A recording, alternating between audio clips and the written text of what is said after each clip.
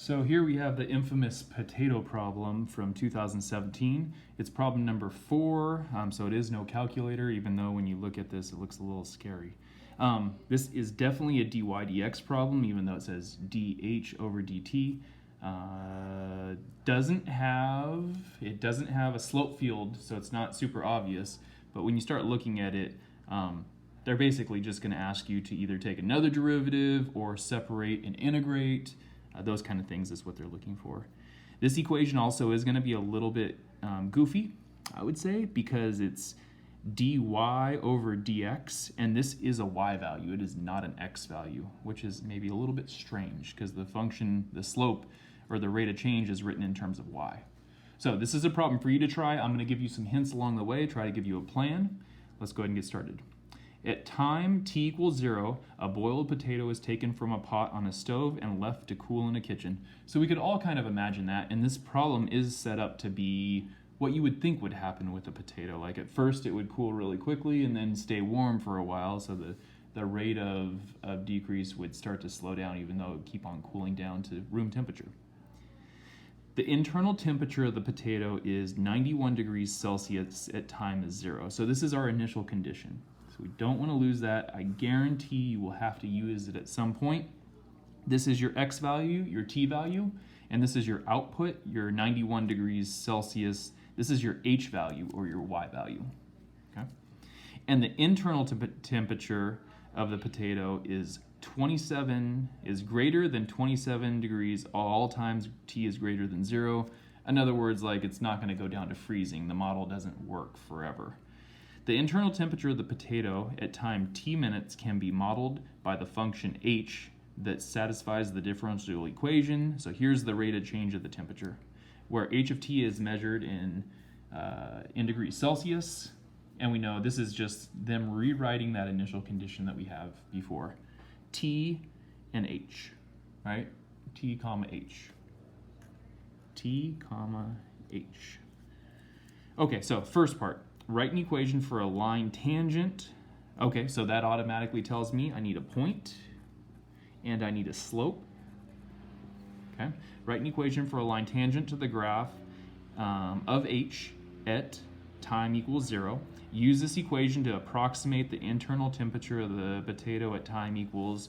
So once we get this equation of the line, whether you go point slope or slope intercept, once you get that equation, they want you to plug in t equals 3 to find your y value in the end. Okay? And this written in slope-intercept form or point-slope form is going to be worth 1 point, and this plugged in with your approximation is going to be worth another point. Obviously, this is 0,91, and to find the slope, you're just going to plug into this. But be careful, like I said before, this is a y value.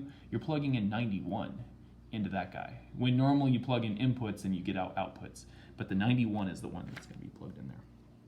Okay, so get that equation, plug in 3 to the equation, get your final answer there.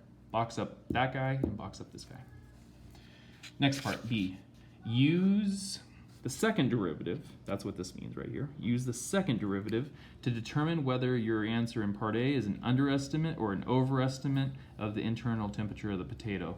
So it might help to have that coordinate, maybe draw a little picture of it, have that coordinate plotted on like a rough little coordinate plane. Have this coordinate 3 comma, so we're going to the right a little bit, whether it's going to be up some or whether it's going to be down some on our estimate. But the actual graph is going to be some sort of curve, so you need to determine, and this one's going to be a little tough, but you need to determine whether the actual function h of t is increasing or decreasing. Well, it's obviously decreasing because it's the temperature of the potato, and then also whether it's concave up or concave down. So your answer is going to be either underestimate or overestimate, but you have to have a reason why. Okay, you're going to have to use that thing right there to explain why it is either an underestimate or an overestimate. So talk about why it's decreasing and also why the concavity is either concave up or concave down, which makes the point either like here or there. right? So our guess would be an underestimate or an overestimate. Or if it were concave down, like this, then the 0.3 would be either above or below. All right, so try your best on B. And then C.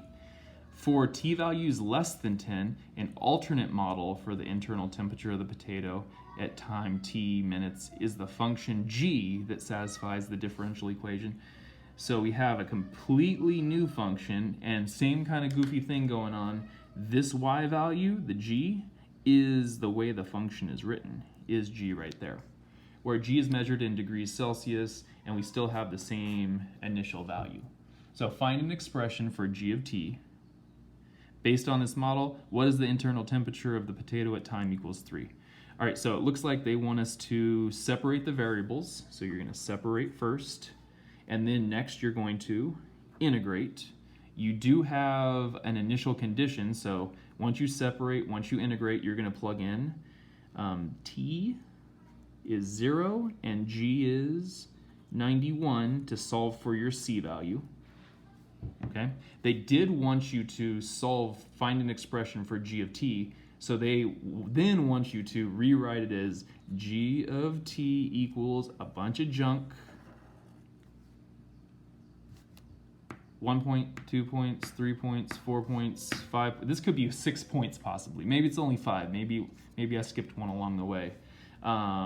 And then the last thing they want you to do once you have this model, it looks like, is what is the internal temperature at time equals 3. Then once you have that, t equals 3, go ahead and plug it in and get the value of g. Okay, so you can see why this is an infamous problem. It does have a lot of parts. I already knew just by the type of problem that it was initially. They like to ask me for the equation of a line that'll help estimate, because the actual function is pretty ugly, and they'll eventually ask me to separate variables, integrate, possibly plug in an initial condition to solve for c. They always want me to rewrite it as like y equals and then the thing in terms of x. Okay, so good luck. Be careful when integrating this, right? 2/3, the power goes up to, like I said, be careful with your exponents. Okay, good luck.